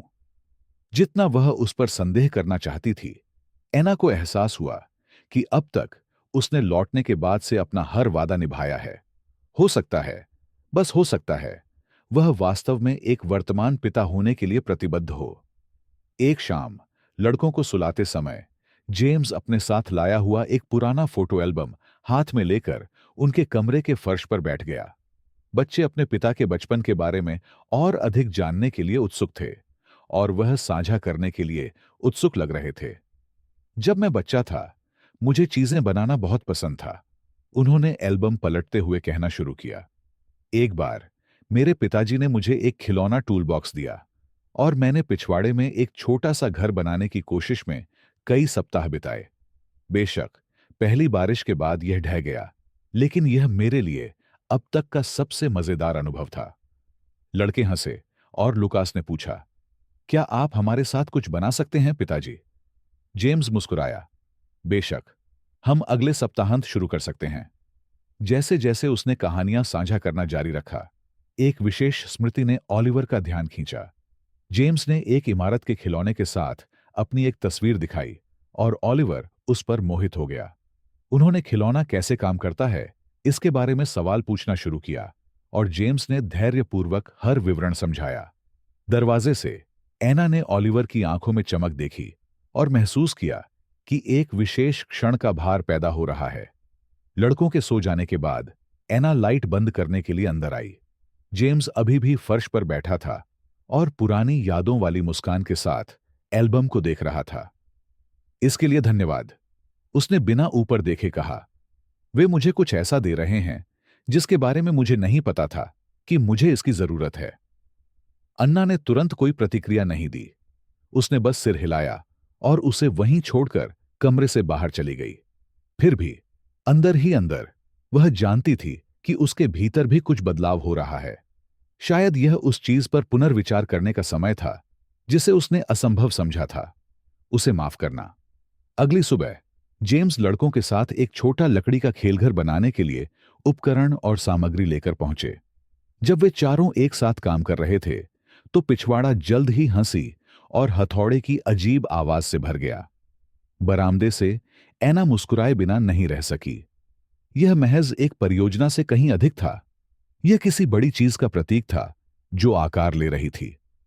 तमाम प्रगति के बावजूद अन्ना अभी भी पीछे हटे हुए हैं।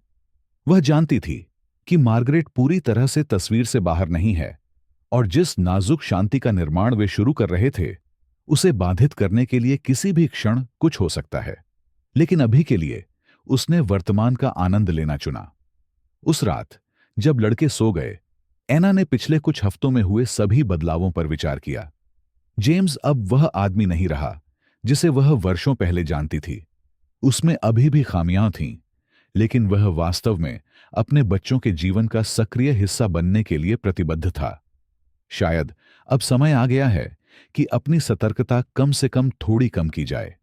इस बीच मार्गरेट, जेम्स और अन्ना के बीच बढ़ती नजदीकियों से क्रोधित होकर अपने अगले कदम की साजिश रचती रही। उसके लिए यह मजबूत बंधन जेम्स के साथ बनाई गई हर चीज के लिए सीधा खतरा था। इस बार उसने ठान लिया था कि वह हारेगी नहीं। यदि आप अन्ना और उनके साथियों का समर्थन कर रहे हैं तो हमें लाइक करें और नंबर 1 टिप्पणी करके बताएं कि आप टीम अन्ना हैं। अन्ना के घर में एक नई गतिशीलता के साथ दिन बीतते गए। वह और जेम्स अप्रत्याशित रूप से मैत्रीपूर्ण सह अस्तित्व में पहुंच गए थे, जबकि भावनात्मक बाधाएं अभी भी बनी हुई थीं। उनकी बातचीत अधिक स्वाभाविक लग रही थी और लड़कों के साथ साझा किए गए क्षणों से पता चला कि कुछ बदल रहा था।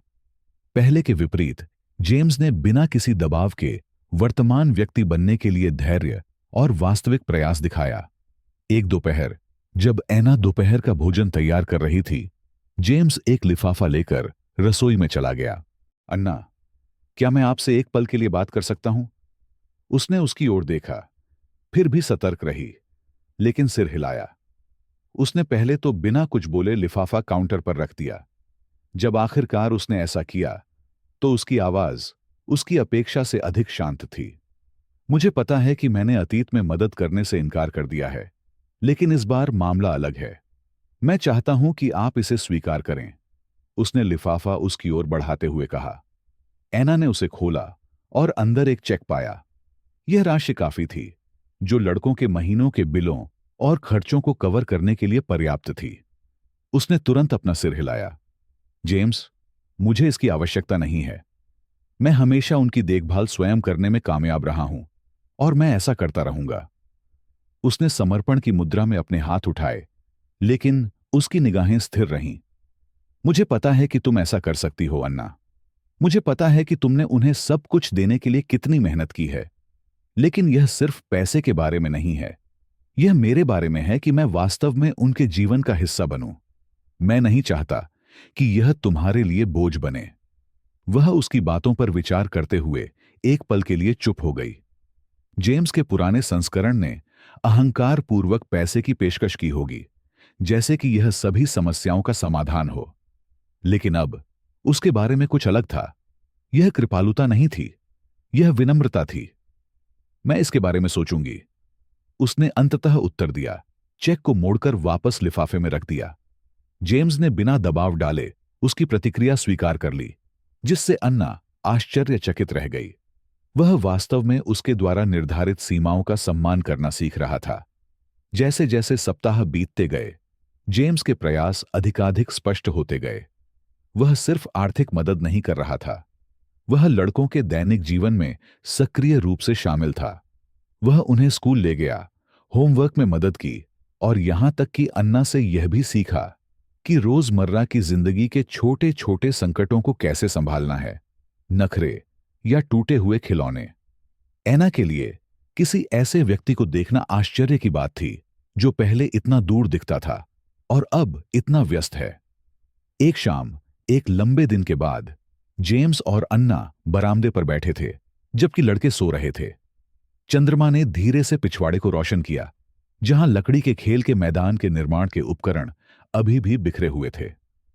आप जानते हैं, मैंने कभी नहीं सोचा था कि मैं यहां रहूंगा, जेम्स ने चुप्पी तोड़ते हुए कहा। एना ने उत्सुकता से उसकी ओर देखा। आपका क्या मतलब है? यहां, आपके साथ, उनके साथ? वर्षों तक मैं काम पर, अन्य लोगों की अपेक्षाओं पर इतना केंद्रित था कि मुझे यह नहीं दिख रहा था कि वास्तव में क्या मायने रखता है। अब जब मैं चीजों को सही करने की कोशिश कर रहा हूं, तो मैं खुद से पूछता रहता हूं कि इसमें मुझे इतना समय क्यों लगा। एना ने दरवाजे की चौखट पर झुकते हुए अपनी बाहें पार कर लीं। कभी कभी हमें केवल तभी एहसास होता है कि क्या मायने रखता है जब हम लगभग सब कुछ खो चुके होते हैं। जेम्स ने सिर हिलाया, लेकिन उसकी अभिव्यक्ति में कुछ और था। आगे बढ़ने से पहले वह झिझका। अन्ना, मुझे तुम्हें वेदी पर जो हुआ उसके बारे में कुछ बताना है। उसे अपना शरीर तनावग्रस्त महसूस हुआ। वर्षों तक वह उस दिन के दर्द को झेलती रही थी, और जबकि कुछ घाव ठीक होने लगे थे, कुछ अभी भी दर्द कर रहे थे। फिर भी उसने सिर हिलाकर उसे जारी रखने का संकेत दिया। मेरी मां ने मुझे सिर्फ शादी रद्द करने के लिए नहीं मनाया, उन्होंने, वह रुकते हुए गहरी सांस लेते हुए कहा, उन्होंने सभी वित्तीय सहायता बंद करने की धमकी दी। उन्होंने कहा कि अगर मैंने तुमसे शादी की तो मैं अपने दम पर रहूंगी।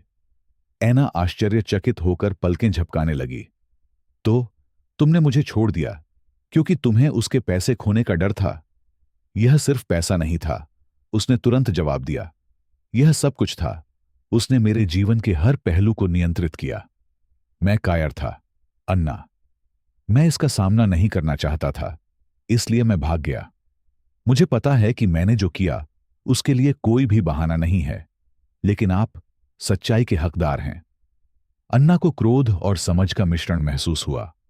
आखिरकार टुकड़े अपनी जगह पर गिर रहे थे, लेकिन इससे स्मृति कम दर्दनाक नहीं हुई। आपको मुझे तभी बता देना चाहिए था, उसने कहा। उसकी आवाज भावनाओं से भारी थी। हम एक साथ इसका सामना कर सकते थे। मैं आपके साथ खड़ा होता। मुझे पता है, जेम्स ने कहा। उसकी आंखें अफसोस से भरी थीं। लेकिन मैं युवा और मूर्ख था। मैंने गलत चुनाव किया और मुझे हर दिन इसकी कीमत चुकानी पड़ती है। उनके बीच की खामोशी भारी थी, लेकिन ऐना को अपनी दरार के अंदर कुछ महसूस हुआ। यह उस तरह का सत्य नहीं था जिसने वर्षों की चोट को मिटा दिया, लेकिन यह एक कदम था। एक छोटा कदम, शायद, लेकिन एक कदम। उसने उसकी ओर देखा। अंदर से, मुझे नहीं पता कि क्या मैं तुम्हें कभी पूरी तरह माफ कर पाऊंगा जेम्स, लेकिन कम से कम अब मुझे पता है कि वास्तव में क्या हुआ था। उसने विनम्रतापूर्वक उसकी बात स्वीकार करते हुए सिर हिलाया। मैं बस इतना ही मांग सकता हूं। अगली सुबह जैसे ही जेम्स को आते देख लड़के उसे गले लगाने के लिए दौड़े, ऐना ने दूर से देखा। वर्षों में पहली बार उसे महसूस हुआ कि वास्तव में कुछ बेहतरी की ओर बदल रहा है। अभी भी एक लंबी सड़क बाकी थी, लेकिन शायद, बस शायद, यह परिवार अंततः एक साथ आना शुरू कर रहा था। अदालत कक्ष एक बार फिर खचाखच भर गया। ऐना जल्दी आ गई। उसने सोफी, उसके वकील और दोस्त का हाथ कसकर पकड़ लिया। उसने शांत रहने की कोशिश करते हुए गहरी सांसें लीं। वेदी पर छोड़े जाने के बारे में सच्चाई जानने के बाद से उसे कम भटकाव महसूस हुआ, लेकिन फिर भी वह जेम्स को पूरी तरह से माफ करने के लिए तैयार नहीं थी। उनके बीच तनाव कम हो गया था, लेकिन कानूनी लड़ाई का बोझ अभी भी उसके कंधों पर भारी था। जेम्स अपने वकील के साथ पहुंचे। उस दिन उनमें कुछ अलग ही बात थी। वह अधिक गंभीर, अधिक केंद्रित लग रहा था। वह वही व्यक्ति नहीं था जिसे अन्ना वर्षों पहले जानती थी। दूसरी ओर मार्गरेट बिल्कुल अनुपस्थित थी। उनकी अनुपस्थिति महत्वपूर्ण थी। हालांकि किसी ने यह सवाल नहीं उठाया कि ऐसा क्यों है। अन्ना ने मान लिया कि पिछले खुलासे के बाद मार्गरेट ने आगे अपमान से बचने के लिए पीछे हटने का फैसला किया था। जज अंदर आए और सुनवाई शुरू हुई। दोनों पक्षों के वकीलों ने अपनी अंतिम दलीलें पेश कीं। सोफी, हमेशा तेज तर्रार, एना ने लड़कों के साथ जो भावनात्मक बंधन बनाया था उस पर जोर दिया और बताया कि कैसे वह उनके जीवन में एकमात्र सुसंगत माता-पिता रही है। दूसरी ओर जेम्स के वकील ने तर्क दिया कि वह अब एक वर्तमान पिता बनने के लिए प्रतिबद्ध है और बच्चों के विकास के लिए उसकी भागीदारी आवश्यक है। जब जेम्स को गवाही देने के लिए बुलाया गया तो अन्ना ने उसे करीब से देखा। उन्होंने शांति से बात की, अपनी गलतियों को स्वीकार किया और अपनी पसंद की जिम्मेदारी ली। उन्होंने अन्ना के संदेह को स्वीकार किया, लेकिन उनका और अपने बच्चों का विश्वास अर्जित करने का दृढ़ संकल्प व्यक्त किया। मुझे उम्मीद नहीं है कि अन्ना मुझे तुरंत माफ कर देंगे, उन्होंने कहा, लेकिन मैं यहां हूं क्योंकि मैं अपने बच्चों का पिता बनना चाहता हूं जिसके हकदार हैं, और मैं उन्हें नहीं छोड़ूंगा। जेम्स के शब्द पूरे कमरे में गूंज उठे। अन्ना के मन में भावना की लहर दौड़ गई, लेकिन उन्होंने इसे जाहिर नहीं होने दिया। उसके इरादों पर पूरी तरह विश्वास करना अभी भी कठिन था, लेकिन वह ईमानदार लग रहा था। जब एना के बोलने की बारी आई तो वह कांपते हाथों से अपनी ड्रेस ठीक करते हुए खड़ी हो गई। हालांकि उसकी आवाज स्थिर थी। 5 साल तक मैं वह सब कुछ रही जो मेरे बच्चों के पास थी। मैंने उन्हें अपने दम पर पाला, उन चुनौतियों का सामना किया जिन्हें केवल एक मां ही समझ सकती है। वे मेरी पूर्ण प्राथमिकता हैं और मैं हमेशा वही करूंगी जो उनके लिए सबसे अच्छा होगा। अगर इसका मतलब है कि जेम्स को अपने जीवन का हिस्सा बनने की अनुमति देना, तो मैं इस पर विचार करने को तैयार हूं। लेकिन मैं स्पष्ट कर दूं, मेरा भरोसा स्वतंत्र रूप से नहीं दिया जाएगा। न्यायाधीश ने दोनों पक्षों के बयानों को ध्यान से सुना। कुछ घंटों के विचार विमर्श के बाद वह अपना निर्णय लेकर लौट आए। प्राथमिक अभिरक्षा मिस अन्ना के पास रहेगी। हालांकि श्री जेम्स को नियमित मुलाकात और बच्चों के पालन पोषण में सक्रिय भागीदारी की अनुमति दी जाएगी। माता-पिता दोनों से अपने बच्चों की भलाई सुनिश्चित करने के लिए मिलकर काम करने की उम्मीद की जाती है। अन्ना को राहत और अनिश्चितता का मिश्रण महसूस हुआ।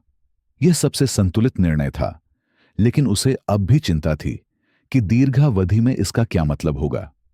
दूसरी ओर जेम्स आभारी लग रहा था। उसने हल्की सी मुस्कुराहट के साथ एना की ओर देखा, जिसका जवाब उसने हल्की सी मुस्कान के साथ दिया। सुनवाई के बाद जब सभी लोग अदालत कक्ष से बाहर जा रहे थे, मार्गरेट अप्रत्याशित रूप से प्रकट हुई। वह गंभीर भाव के साथ खड़ी थी। उसकी नजरें जेम्स पर टिकी थीं। क्या तुम्हें सचमुच लगता है कि अब तुम इतने आदर्श पिता बन सकते हो? उसने पूछा। उसके स्वर में व्यंग्य टपक रहा था। जेम्स ने उसकी ओर देखा। उसकी अभिव्यक्ति शांत थी। मैं कोशिश करने जा रहा हूं और यही मायने रखता है। मार्गरेट हंसी, लेकिन उसकी आवाज में कड़वाहट थी। इसके लिए शुभकामनाएं। अब आप अकेले हैं। वह मुड़ी और चली गई, जिससे यह स्पष्ट हो गया कि उसका यह अध्याय पूरा हो चुका है। अन्ना के लिए उसे जाते हुए देखना एक राहत की बात थी। मार्गरेट के हस्तक्षेप के बिना चीजें अंततः बिना किसी जोड़ तोड़ या नाटक के आगे बढ़ सकती थीं। बाद में उसी दिन जेम्स अन्ना के घर गया। वह लड़कों से मिलना चाहता था, लेकिन उसे उससे बात करने की जरूरत भी महसूस हुई। जब वह पहुंचे तो लड़कों ने गले मिलकर उनका स्वागत किया, जो पहले से ही अपने पिता की उपस्थिति के आदी थे। हालांकि एना रसोई में खड़ी होकर चुपचाप दूर से देख रही थी। बच्चों के अपने कमरे में जाने के बाद जेम्स ने संपर्क किया। वह झिझकते हुए लेकिन दृढ़ निश्चयी लग रहे थे। अन्ना, क्या मैं आपसे बात कर सकता हूं? उसने सिर हिलाया और उसे लिविंग रूम में ले गई। वे सोफे पर बैठ गए और वह बोलने लगा, मुझे लड़कों के जीवन का हिस्सा बनने की अनुमति देने के लिए मैं आपको धन्यवाद देना चाहता हूं। मुझे पता है कि यह आपके लिए आसान नहीं रहा है, लेकिन मुझे कुछ और भी कहना है। अन्ना ने भौहें सिकोड़ लीं, जिज्ञासु भी और सतर्क भी। यह क्या है? जवाब देने से पहले जेम्स ने गहरी सांस ली। मैं अब भी तुमसे प्यार करता हूं। मैं हमेशा से करता हूं। मुझे पता है कि यह कहने में बहुत देर हो चुकी है, लेकिन मैं चाहता था कि तुम इसे बताओ। आइए उन लोगों के साथ कुछ मजा करें जो केवल टिप्पणियां पढ़ते हैं। टिप्पणियों में मिल्क शेक टाइप करें। केवल वही लोग समझ पाएंगे जो यहां तक पहुंचे हैं। अब चलिए कहानी पर वापस आते हैं। उसके शब्दों ने अन्ना को अचंभित कर दिया। उसने उसे घूर कर देखा। जो उसने अभी कहा था उस पर अमल करने की कोशिश कर रही थी। वर्षों तक उसने उसके त्यागने का दर्द सहा था, लेकिन उस प्यार के निशान भी जो उसने कभी उसके लिए महसूस किए थे। अब यह सुनकर वह असमंजस में पड़ गई। जेम्स, मुझे नहीं पता कि क्या कहूं, उसने ईमानदारी से उत्तर दिया। बहुत कुछ हुआ है। यह कोई ऐसी चीज नहीं है जिसे केवल शब्द ही ठीक कर सकते हैं। मुझे पता है, उसने उदास मुस्कान के साथ कहा। मैं कुछ भी नहीं मांग रहा हूं। मैं बस आपको बताना चाहता था। और अगर एक दिन आप जो हुआ उसके अलावा कुछ और सोचने के लिए तैयार हैं, तो मैं यहां रहूंगा। एना चुप रही और जेम्स ने धक्का नहीं दिया। वह खड़ा रहा, शुभ रात्रि कहा और चला गया। जैसे ही वह चला गया, अन्ना को मिश्रित भावनाओं का अनुभव हुआ। एक ओर आखिरकार सच सुनकर उसे राहत मिली। दूसरी ओर वह जानती थी कि अभी भी बहुत कुछ संसाधित करना बाकी है। उसने अपने कमरे में खेल रहे लड़कों को देखा और फैसला किया कि फिलहाल वह उन पर ध्यान केंद्रित करेगी। जेम्स सुधार करने की कोशिश कर रहा था और हो सकता है भविष्य में वह उस पर विचार कर सके जो उसने कहा था, लेकिन फिलहाल उनकी प्राथमिकता अपने बच्चों की सुरक्षा और उनका पालन पोषण करना है। अंतिम सुनवाई के बाद कई महीने बीत गए और अन्ना और जेम्स की दिनचर्या ने एक नया आकार ले लिया था। वह न केवल लड़कों के जीवन में बल्कि अन्ना के रोजमर्रा के जीवन में भी तेजी से मौजूद था। उनका रिश्ता, जो शुरू में बच्चों पर केंद्रित था, धीरे धीरे विकसित होने लगा। कैजुअल लंच, देर रात की बातचीत और लड़कों के साथ साझा किए गए पल स्वाभाविक हो गए। कुछ ऐसा जो दोनों में से किसी ने भी संभव नहीं सोचा था। एक दिन पार्क की यात्रा के दौरान जब लड़के स्लाइड पर खेल रहे थे, जेम्स अन्ना के पास आया। वह घबराया हुआ लग रहा था, जो उसके लिए कुछ असामान्य था। अन्ना, मैं बहुत दिनों से सोच रहा था, वह झिझकते हुए कहने लगा। हमारे बारे में, इस सब के बारे में। उसने उसकी ओर देखा, उसके जारी रहने का इंतजार कर रही थी। इस बारे में क्या जेम्स? शायद हमें दोबारा कोशिश करनी चाहिए। लड़कों के लिए नहीं, बल्कि इसलिए क्योंकि मैं ऐसा करना चाहता हूं। मैं आपको दिखाना चाहता हूं कि मैं वह आदमी बन सकता हूं जिसके आप हकदार हैं। एना एक पल के लिए चुप हो गई। उसकी नजरें दूर बैठे लड़कों पर टिक गईं। उन्होंने जो महीने एक साथ बिताए, उससे उसे पता चला कि जेम्स सचमुच बदल गया है। वह अधिक विनम्र, अधिक धैर्यवान था और तमाम चोटों के बावजूद उसके अंदर कुछ महसूस हुआ कि यह दूसरा मौका देने लायक हो सकता है। यह आसान नहीं होगा जेम्स, उसने आखिरकार कहा। हमें बहुत कुछ काम करने की जरूरत है। उसने सिर हिलाया। उसके चेहरे पर हल्की सी मुस्कान थी। मुझे पता है, लेकिन इसके लिए जो भी करना पड़े, मैं करने को तैयार हूं। अगले महीने एक नई शुरुआत थी। जेम्स और एना ने अपने रिश्ते को फिर से खोजना शुरू कर दिया, जो अब अधिक परिपक्व हो गया है और लड़कों को उनके जीवन का केंद्रीय केंद्र बिंदु माना जाता है। छोटी छोटी हरकतें महत्वपूर्ण हो गईं। एक लंबे दिन के बाद उन्होंने रात का खाना पकाया। काम में चुनौतियों का सामना करने पर उन्होंने प्रोत्साहन का एक संदेश भेजा। और सरल क्षण जब वे एक साथ हंसे, जब उनके बच्चे यार्ड में खेल रहे थे। एक दिन जेम्स अन्ना और लड़कों को शहर के बाहर फूलों के एक मैदान में पिकनिक पर ले गया। वह साफ नीले आकाश और हल्की हवा के साथ धूप वाला दिन था।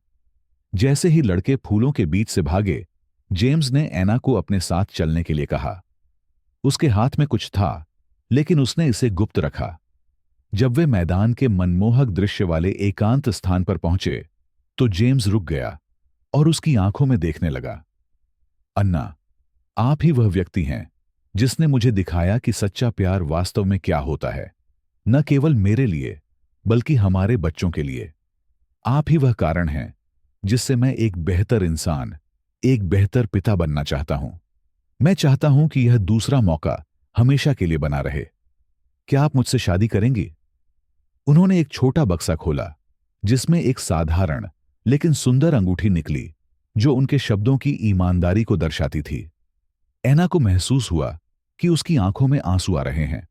काफी समय से वह सोच रही थी कि अगर कभी ऐसा कुछ हुआ तो वह क्या करेगी, लेकिन अब इस क्षण में उत्तर स्पष्ट था। हां, जेम्स, मैं करूंगा। दूर से देख रहे लड़कों ने देखा कि क्या हो रहा है और खुशी से चिल्लाते हुए उनकी ओर दौड़े। लुकास पूछने वाला पहला व्यक्ति था। मां, क्या आप शादी कर रही हैं? क्या हम एक वास्तविक परिवार बनने जा रहे हैं? अन्ना हंसे, घुटनों के बल झुककर उन्हें गले लगाया। हां, मेरे प्यारे, हम एक परिवार बनने जा रहे हैं। इसके बाद के महीनों में शादी की तैयारियां हंसी मजाक और मनोरंजक उथल पुथल से भरी रहीं। खासकर लड़के हर चीज में मदद करने पर जोर दे रहे थे। बड़ा दिन एक साधारण बगीचे में आया, जहां करीबी दोस्त और परिवार मौजूद थे। लड़कों ने हर विवरण में भूमिका निभाई। लुकास ने अंगूठियां उठाईं, नूह ने फूलों से सजाया, लियाम ने एक मनमोहक भाषण दिया और ओलिवर अन्ना को गलियारे तक ले गया। जब एना और जेम्स ने प्रतिज्ञाएं लीं, तो ऐसा लगा मानो अतीत को आखिरकार खत्म कर दिया गया हो। रास्ते में आने वाली हर चुनौती को पार करते हुए वे एक साथ मिलकर बनाए गए भविष्य के सामने खड़े थे। समारोह के बाद परिवार ने अपने प्रियजनों के साथ जश्न मनाया। बच्चे बगीचे में भाग रहे थे, जबकि अन्ना और जेम्स रोशनी की तारों के नीचे नृत्य कर रहे थे। उसने उसे अपने पास रखते हुए फुसफुसाया, मैं तुमसे वादा करता हूं अन्ना, मैं तुम्हें और लड़कों को अपने जीवन के हर दिन खुश रखूंगा। वह मुस्कुराई। उसका दिल वर्षों की तुलना में हल्का महसूस कर रहा था। अब हम साथ हैं जेम्स, और यही मायने रखता है। उस रात सोने से पहले लड़कों ने अपने माता पिता को एक विशेष उपहार देकर आश्चर्यचकित कर दिया। परिवार के सुखद क्षणों को दर्शाने वाले चित्रों से भरा एक एल्बम। आखिरी पन्ने पर उन्होंने बड़े बड़े बेढंगे अक्षरों में लिखा था, हमारा परिवार हमेशा के लिए है। एना ने एल्बम को अपने सीने से लगाकर बंद कर दिया। वर्षों में पहली बार उसने महसूस किया कि यात्रा, जो इतने दर्द के साथ शुरू हुई थी, कुछ खूबसूरत चीज की ओर ले गई थी। प्यार, धैर्य और फिर से शुरू करने की इच्छा पर बना एक परिवार। एना और जेम्स की कहानी भावनाओं का एक रोलर कोस्टर है, जो आपको सीधे अंदर तक प्रभावित करती है। दिल टूटने, लचीलेपन, मोचन और दूसरे मौके की गंदी सुंदरता की कहानी। एक अमेरिकी पाठक के रूप में मैंने खुद को अन्ना की दुनिया में खींचा हुआ पाया। जब जेम्स ने उसे वेदी पर छोड़ दिया, तो विश्वासघात का दंश महसूस किया।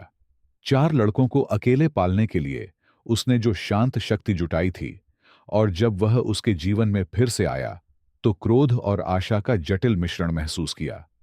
यह एक ऐसी कहानी है जो हम सभी के सामने आने वाले उतार चढ़ाव को दर्शाती है, जो एक विशिष्ट मानवीय संघर्ष में लिपटी हुई है, जो किसी भी व्यक्ति के साथ प्रतिध्वनित होती है, जिसे जीवन के पतन के बाद पुनर्निर्माण करना पड़ता है। सबसे खास बात यह है कि यह धैर्य, क्षमा की अमेरिकी भावना और इस विश्वास को दर्शाता है कि आपकी कहानी को फिर से लिखने में कभी देर नहीं होती। वे मूल्य जिन्हें मैंने अपने जीवन में और अपने आसपास के लोगों के जीवन में देखा है। ऐना की यात्रा आत्मा पर एक आघात के साथ शुरू होती है। जो उसके जीवन का सबसे खुशी का दिन होना चाहिए था, उसे त्याग दिया गया। मैं उस अपमान की कल्पना नहीं कर सकता जो उसने महसूस किया था। जब सबकी निगाहें उस पर थीं, उसकी सफेद पोशाक गंदगी में घसीटते हुए चर्च से बाहर निकल रही थी। फिर भी उसने उस पल को खुद को परिभाषित नहीं करने दिया। इसके बजाय उसने टुकड़े उठाए और एक नए शहर में चली गई और अपने लिए जीवन बनाने के लिए एक कैफे में अथक परिश्रम किया।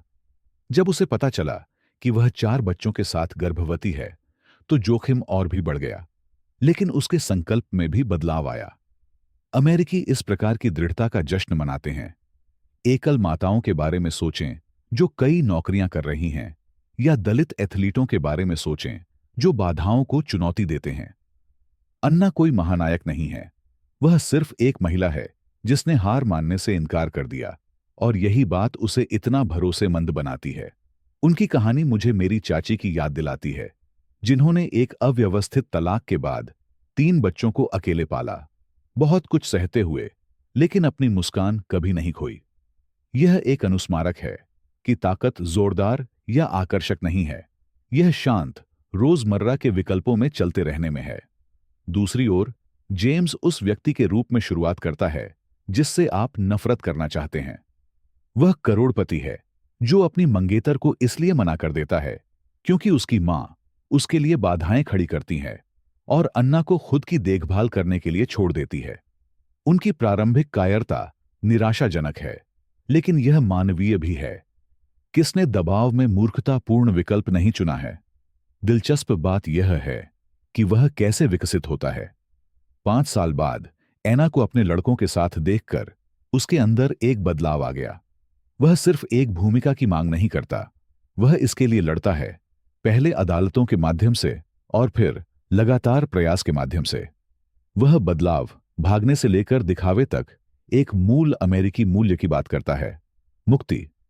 हमें वापसी की कहानी पसंद है, चाहे वह एक गिरी हुई हस्ती का पुनरुद्धार करना हो या कोई दोस्त हो जो अंततः अपने काम में जुट जाता है। जेम्स की दृढ़ता, पतंगें और फोटो एल्बम लाना भव्य इशारों के बारे में नहीं है, यह साबित करने के बारे में है कि वह लंबी अवधि के लिए इसमें शामिल है। इसने मुझे अपने पुराने कॉलेज के दोस्त के बारे में सोचने पर मजबूर कर दिया, जिसने ब्रेकअप के बाद सभी को परेशान कर दिया था, लेकिन वर्षों बाद वापस लौट आया, विनम्र हो गया और रिश्तों को सुधारने के लिए तैयार हो गया। लोग बदल सकते हैं, और यह कहानी हमें इस बात पर विश्वास करने का साहस देती है। मार्गरेट के साथ तनाव नाटक की एक परत जोड़ता है जो सीधे तौर पर एक लाइफटाइम फिल्म जैसा लगता है, षड्यंत्रकारी, चालाकीपूर्ण और नियंत्रण बनाए रखने के लिए बेताब। वह खलनायिका है जिसके खिलाफ आप लड़ना पसंद करते हैं। वह अफवाहें फैलाती है और अन्ना को कमजोर करने के लिए साजिश रचती है, लेकिन उसका पतन, जब एवलिन ने जेम्स के निर्णय में अपनी भूमिका को उजागर किया, एक संतोषजनक मोड़ है। यह एक क्लासिक अमेरिकी कहावत है, सत्य की जीत होती है और दलित व्यक्ति को न्याय मिलता है। कहानी से मार्गरेट का बाहर निकलना, कड़वा और अकेला, इस बात को पुष्ट करता है कि हेर-फेर से आपको अल्पकालिक जीत मिल सकती है, लेकिन यह प्रामाणिकता है जो कायम रहती है। मैंने इसे अपने समुदाय में देखा है, जहां गपशप करने वालों को अंततः बुलाया जाता है और जो लोग वास्तविक बने रहते हैं वे शीर्ष पर आते हैं। यह सत्यनिष्ठा का एक पाठ है। आप सार्थक जीवन में अपना रास्ता दिखावा नहीं कर सकते। वास्तव में जिस चीज ने मुझे प्रभावित किया वह थी माफी को लेकर अन्ना की आंतरिक लड़ाई। जब जेम्स कबूल करता है कि वह अब भी उससे प्यार करता है, तो यह कोई परिकथा वाला क्षण नहीं है जहां सब कुछ तय हो गया है। वर्षों तक उस चोट को झेलने के बाद वह टूट गई है, जाहिर है ऐसा। उसकी झिझक प्रामाणिक लगती है। अमेरिकी स्वतंत्रता और आत्मसुरक्षा को महत्व देते हैं, खासकर विश्वासघात के बाद। लेकिन उसे दूसरा मौका देने का उसका अंतिम विकल्प कमजोरी नहीं है, यह साहस है। यह उस तरह का साहस है जो मैंने अपने माता पिता में देखा था जब उन्होंने अपनी शादी में आई मुश्किलों से निपटने के लिए काम किया था और दूर जाने के बजाय पुनर्निर्माण का विकल्प चुना था। जेम्स से शादी करने का एना का निर्णय अतीत को भूलने के बारे में नहीं है, यह खुली आंखों से भविष्य बनाने के बारे में है। यह एक शक्तिशाली उपाय है। क्षमा का अर्थ दर्द को मिटाना नहीं है, इसका अर्थ है शिकायतों के स्थान पर विकास को चुनना। लड़के लुकास, नूह, लियाम और ऑलिवर इस कहानी का दिल है। पतंग उड़ाने से लेकर पारिवारिक तस्वीरें खींचने तक उनकी मासूमियत और खुशी हमें याद दिलाती है कि दांव पर क्या है। अन्ना और जेम्स की यात्रा सिर्फ उनके बारे में नहीं है, यह उनके बच्चों के लिए एक स्थिर, प्रेमपूर्ण दुनिया बनाने के बारे में है। एक अभिभावक के रूप में यह बात घर पर लागू होती है। मैं उस समय के बारे में सोचती हूँ जब मैंने अपनी बेटी की खातिर अपना गौरव निगल लिया था या थकावट से जूझ रही थी। कहानी एक सार्वभौमिक सत्य को रेखांकित करती है। परिवार परिपूर्ण नहीं है, लेकिन इसके लिए लड़ना उचित है। लड़के जेम्स को डैडी कह रहे हैं और हमारा परिवार हमेशा के लिए है एल्बम बना रहे हैं। यह भुगतान है, दो लोगों द्वारा ठीक होने का चयन करने का गंदा सुंदर परिणाम। तो यहां जीवन का सबक क्या है?